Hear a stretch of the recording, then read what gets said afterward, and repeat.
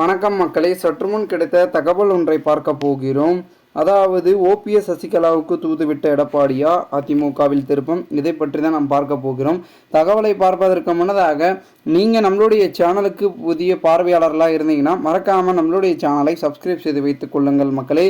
தற்பொழுது சசிகலா அவர்கள் பார்த்திங்கன்னா நம்மளுடைய விகே சசிகலா அழைப்பை பார்த்திங்கன்னா விடுத்திருக்காங்க. அந்த அழைப்பை பொருட்படுத்தாத பார்த்திங்கன்னா அதிமுகவினர்கள் செயல்படுறாங்க அப்படின்ற தகவல் ஒன்று கிடைக்கப்பட்டிருக்கிறது. அதாவது என்னவென்றால், மக்களவை தேர்தலில் அனைத்திந்திய அண்ணா திராவிட முன்னேற்ற கழகம் அடைந்த தோல்வியை சுட்டிக்காட்டி தனது தலைமையில் செயல்பட முன் வரும்படி சசிகலா அவர்கள் அனைவருக்கும் அழைப்புகளையும் விடுத்திருந்தார்.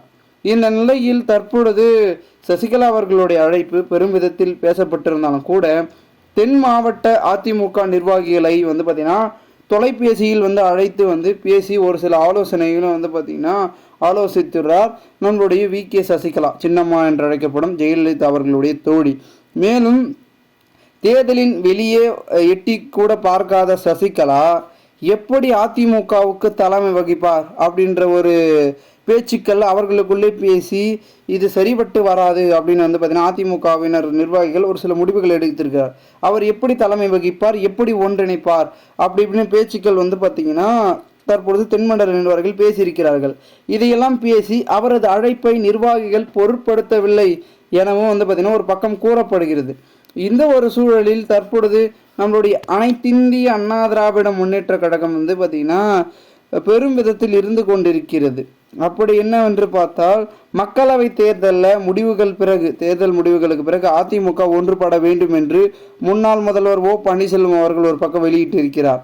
ஆனால் அந்த அறிக்கையில் இடம்பெற்றுள்ள வாசனமானது இனி சமாதானம் சொல்லி தோல்விக்கு தொண்டர்களை பழிவாங்கும் பாவம் காரியம் என்ற வார்த்தைகளே இல்லை என்று பார்த்திங்கன்னா இபிஎஸ் மட்டம் தட்டும் வகையில் பார்த்திங்கன்னா இருந்ததாகவும் அந்த அறிக்கையில் கூறப்பட்டு இருக்கிறது.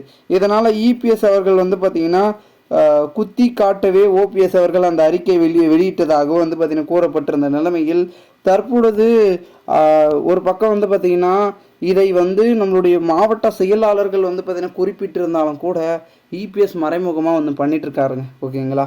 ஏன்னா இப்போ அவங்களாம் அதிமுகக்குள்ளே வந்தால் மீண்டும் தலைமை வருமா, அதாவது தலைமை வகித்தால் ஆட்சி பிடிக்குமா இல்லை ஆதரவு கூடுமா அப்படின்றத மறைமுகமாக திரைமறைவில் பண்ணிட்டு இருக்காரு. ஸோ இதெல்லாம் வச்சு பார்க்கும்போது சசிகலா அவர்களுடைய அழைப்போ ஓபிஎஸ் அவர்களுடைய அழைப்போ நிராகரிக்கப்படுவதற்கான வாய்ப்புகள் என்னன்னா, எடப்பாடியே களத்தில் இறங்கினா மட்டும்தான் இதுக்கான ஒரு முன்னெடுப்பு இருக்கும் அப்படின்றதுல உறுதியாக இருக்காங்க நம்மளுடைய பொதுமக்கள். ஸோ அதனால் தற்பொழுது நம்மளுடைய எடப்பாடி பழனிசாமி திரைமறைவில் பார்த்திங்கன்னா ஒரு சில விஷயங்கள்லாம் பார்த்திங்கன்னா தனியாக ஒரு குழு அமைத்து பேசிகிட்டு இருக்காரு. ஸோ எல்லாமே இவர்களுக்கு தான் ஆதரவாக இருக்குது அப்படின்னா களத்தில் இறங்கி தற்போது அவர்களுக்கு ஆதரவை செலுத்தவும் தயார் நிலையில் நம்மளுடைய அண்ணன் ஓ பன்னீர்செல்வம் அவர்கள் சசிகலா அவர்களுக்கும் அழைப்பை விடுத்த எடப்பாடி எப்பொழுது வேணாலும் மாறுவார் அப்படின்றது சொல்லப்படுகிறது. பொறுத்திருந்து பார்ப்போம் என்ன நடக்கிறது என்பதை. மேலும் இது போன்ற நீங்கள் அரசியல் சார்ந்த நிகழ்வுகளாம் தினசரி தெரிந்து கொள்ள சேனலை சப்ஸ்கிரைப் பண்ணுங்கள். நன்றி, வணக்கம்.